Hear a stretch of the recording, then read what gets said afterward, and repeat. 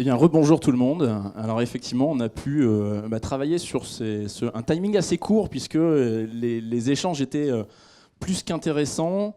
La pause déjeuner et le débat de l'après-pause déjeuner avaient bien chauffé les esprits, donc on était dans une dynamique exceptionnelle pour moi.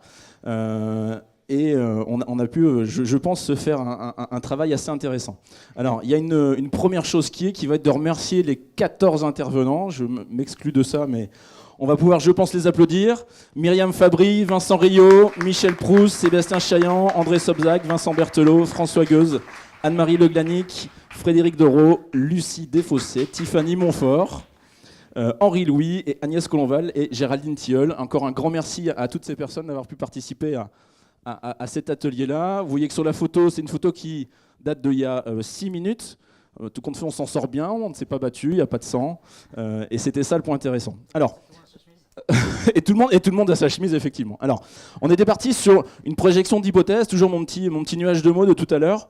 Et on s'est rendu compte que des projections qu'on avait, ce n'étaient pas les mêmes mots. Alors, j'ai pas eu le temps concrètement d'en refaire un autre. Mais il reste quand même un côté sociétal qui reste très intéressant. Donc, sur cette partie vision, projection, rêve, à un moment aussi, sur ce côté 2050, on a eu deux entités, j'allais dire deux clans, mais un clan, ça voudrait dire qu'il y a un peu plus un conflit l'un avec l'autre. On est parti sur une projection d'un monde d'hyper-flexibilité du travail, avec ce que moi j'ai apporté, 10 ans d'IBM, ça marque un peu, un individu on-demand. Ce qu'on va retrouver dans le côté ubérisation, alors je vais vous développer les points et on va pouvoir mieux comprendre, dans un certain sens, une certaine responsabilisation du salarié. C'est-à-dire que le salarié qui se dit « je n'ai pas la fibre entrepreneuriale et je vais être dans une entreprise et je vais juste faire le travail, alors engagé, pas engagé, peu importe, et je vais rester toute ma vie dans l'entreprise ». On se rend bien compte que c'est déjà très difficile aujourd'hui et que demain, ce sera quasiment impossible. Donc il y aura, sous un certain angle, une sorte de prise de risque qui va être augmentée en 2050. Ensuite, on se rend bien compte qu'il y a un côté technologique, on en avait parlé ce matin, donc un côté ubérisation de tout ça. Le big data, les algorithmes, les objets connectés. On s'est effectivement rendu compte que le matin, quand on va se lever, on va se peser sur la balance. Ensuite, la balance va communiquer avec le smartphone en disant « t'as pas fait beaucoup d'efforts hier, t'as pris 2 kilos ». Donc le frigo va se connecter sur Auchan Drive, ou Leclerc Drive, peu importe, il va commander de la salade.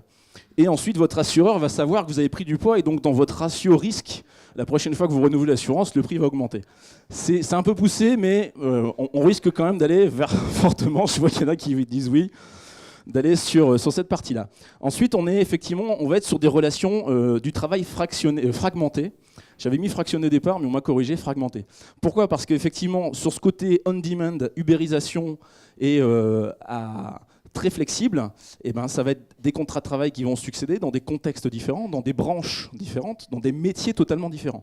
Donc ça, c'est une vraie prise de conscience, et ça a vraiment été ressorti au niveau de ce groupe-là. Ensuite, on s'est bien rendu compte que en 2025, on va avoir aux États-Unis 40% des emplois qui vont être robotisés. Et donc, la petite main-d'œuvre, et n'y voyez pas rien de péjoratif dans la petite main-d'œuvre, va être de plus en plus réduite, cette partie-là, et qu'on va être dans des métiers du savoir. Donc ça, c'est aussi, bien évidemment, un point à prendre en compte. On va le retrouver après sur un côté formation GPEC, mais on a carrément enlevé le mot GPEC. Enfin, on a enlevé le mot syndicat aussi, je vous rassure tout de suite. On a dit qu'il serait plus là en 2050, et on va le développer derrière. Et ensuite, par contre, on s'est quand même rendu compte qu'il y allait certainement avoir une fracture sociale par une fracture numérique. Effectivement, tout le monde ne sera pas égal au niveau d'un même pays, voire au niveau de la planète, sur ce côté hyper numérique, big data, objets connectés, et les autres habitants de cette petite planète, parce qu'elle reste quand même petite, sur cette partie-là. En face de ça, on s'est rendu compte qu'il y avait effectivement un autre monde possible, qui existe déjà aujourd'hui, qui va se développer aussi en 2050, et qui va être ce côté un peu du monde social et solidaire, les fameuses ESS. Un travail collaboratif, un travail en réseau, et un travail qui permet... alors, on était parti sur les méchants, les gentils, les capitalistes, etc. Bon, on n'en est pas là. On en est aussi prendre conscience que demain, certains points vont être augmentés, accélérés, et l'objet de tout ça, c'est aussi les 5 actions qui m'a été demandé dans le cahier des charges. On va en arriver derrière. Donc, sur cette partie un monde global avec des actions locales, ça veut dire que demain, les enjeux climatiques vont complètement chambouler la donne. Et effectivement, il y a des métiers qui vont disparaître, d'autres qui vont apparaître, et des difficultés, des flux migratoires. On va revenir, sans noircir un peu l'image, mais moi j'ai cette vision de quand on gratte la guerre en Syrie, il faut savoir que le point de départ de la guerre en Syrie actuelle, il y a quelques années déjà, c'est une sécheresse absolue au nord du pays qui a fait qu'il y a eu des flux migratoires dans la Syrie même, des conflits, des guerres et ensuite des migrations en Europe. Donc quand on parle de migrants, on pourrait dire que c'est les premiers migrants climatiques, même si dans l'histoire il y en a certainement eu d'autres. Un travail communautaire, social et solidaire, encore accéléré. Là on aura eu, une certaine maturité de ce type de métier d'activité. Une adaptabilité au contexte avec des parties prenantes, mais alors la partie prenante encore plus globale, encore plus ouverte, et une prise de conscience qu'on a. On est dans un contexte, une démarche totalement holistique, et on ne peut pas rester seul dans son coin, on est toujours plus efficace quand on parle avec son voisin. Ça, ce sera un point qui sera effectivement accéléré en 2050.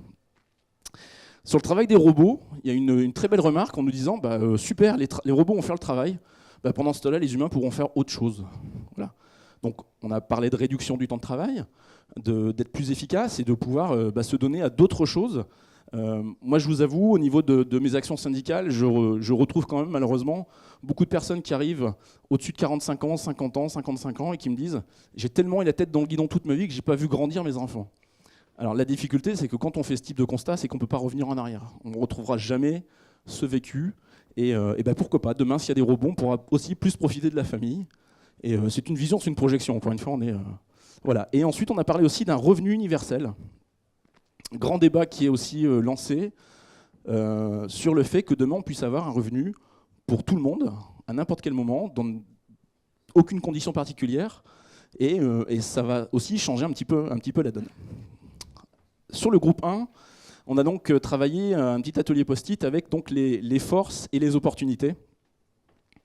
Donc sur ce côté hyper flexible, avec effectivement ça va permettre une capacité d'adaptation supérieure, on est toujours en 2050, un renforcement de la formation tout au long de la vie, ça c'est plutôt ce qui va en découler de ça, évolution des métiers, évolution des technologies, évolution de tous les contextes et de tous les environnements.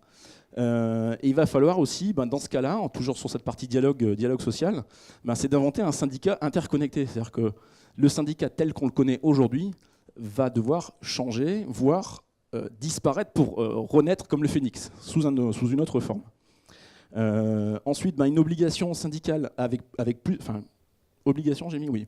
Une obligation syndicale. Alors, obligation syndicale à la mode, pour ceux qui étaient à l'atelier ce matin, un peu la mode scandinave, c'est-à-dire que le salarié, on lui dit, tu peux soit être libre, j'allais dire non syndiqué ou syndiqué, mais par contre, si tu veux profiter des avantages sociaux, du chômage, de la mutuelle, etc., tu ne pourras le faire que si tu rentres dans l'équipe qui t'a défendu, grosso modo.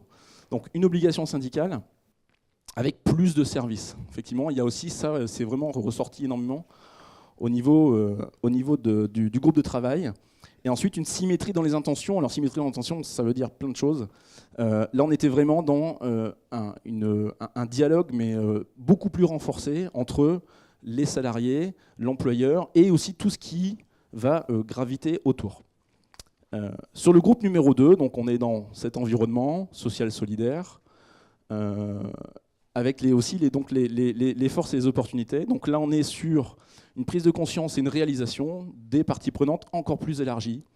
On ne pourra travailler demain sans travailler avec les ONG, sans travailler avec le territoire. Là, un exemple concret sur ce qu'on peut nous faire déjà à l'heure actuelle avec les relations avec la plateforme RSE de Nantes Métropole. Demain, ça va être une évidence. Ça va être une évidence. Aujourd'hui, ça peut sembler une exception. Demain, ça va être une évidence. Ensuite, une fluidité dans l'information, une rapidité, vulgarisation et un côté pédagogie, puisqu'encore une fois, il va falloir au niveau humain acquérir des compétences et suivre les mutations technologiques, puisque encore une fois, une compétence en 2020 ne sera peut-être pas la même nécessaire en 2030, 2040, 2050, bien évidemment. Je suis un peu vite, mais bien évidemment, tout ce débat pourra se continuer sur les réseaux sociaux et via le CCO. Ensuite, on a parlé d'organisation syndicale de demain, sur mesure, sociétale. Mais on a carrément dit que de toute façon, le mot syndicat, il va falloir le réinventer. Alors, on a eu, je vous avoue, un manque de temps. On n'a pas pu trouver un autre mot qui va pouvoir remplacer le mot syndicat de demain, mais il est clair qu'il va avoir une nécessité de changement de terme à un moment, de changement de posture, pour pouvoir s'adapter au contexte du travail en 2050.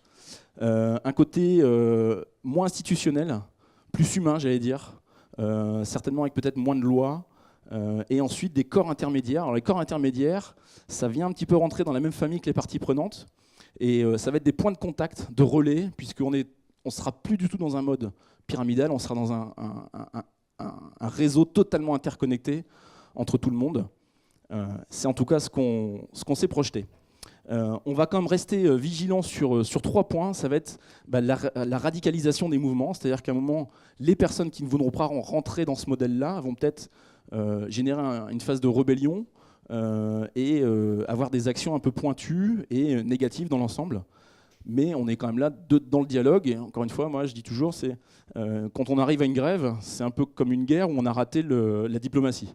Donc il faut vraiment axer sur l'échange et la communication. La fiabilité des informations, ça va être aussi un gros point. Je parlais ce matin que tous les 4 ans, on doublait l'information mondiale. C'est beau d'être noyé dans un flux d'informations toute la journée, tout le temps, les smartphones, les tablettes, etc., etc. Mais à un moment, il n'y a aucun contrôle de l'information. Donc ça, c'est un point de vigilance aussi qu'on a pu mettre en avant. Et on s'est aussi projeté reste en veille sur un droit du travail qui est de plus en plus dans les mains d'économistes.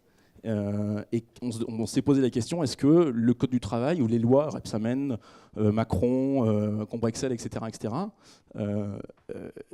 qui tire les fils de ça? À qui profite le crime, j'allais dire, même si ce n'est pas spécialement le terme qui est utilisé. Donc ça, ce sont les points de veille.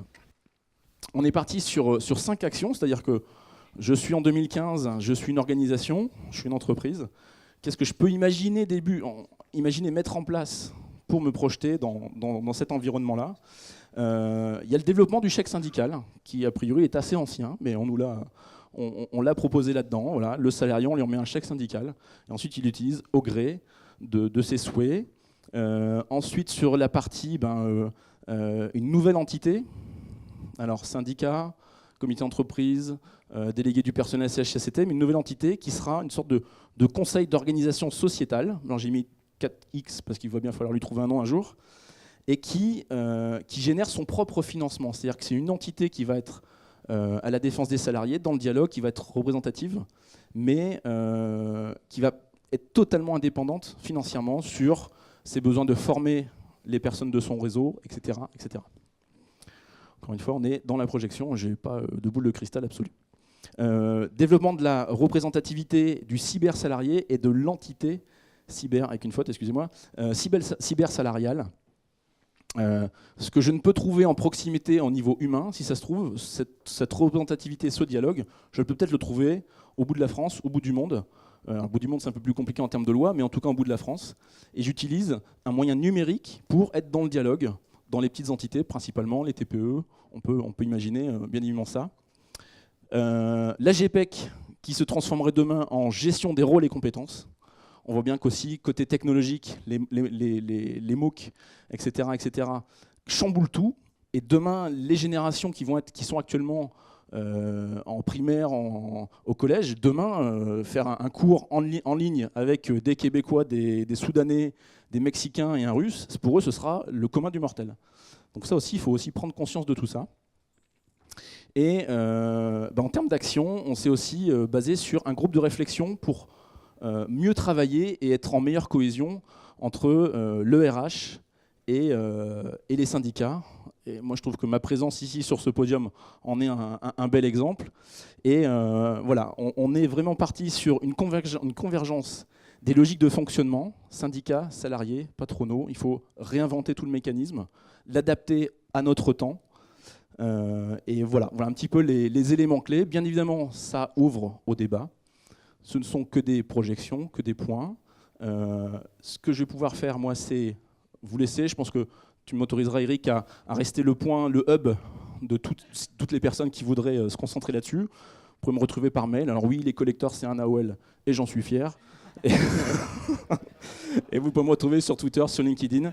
Je vous remercie en tout cas de votre attention et j'espère pouvoir avoir en tout cas rempli le pari du défi. Voilà.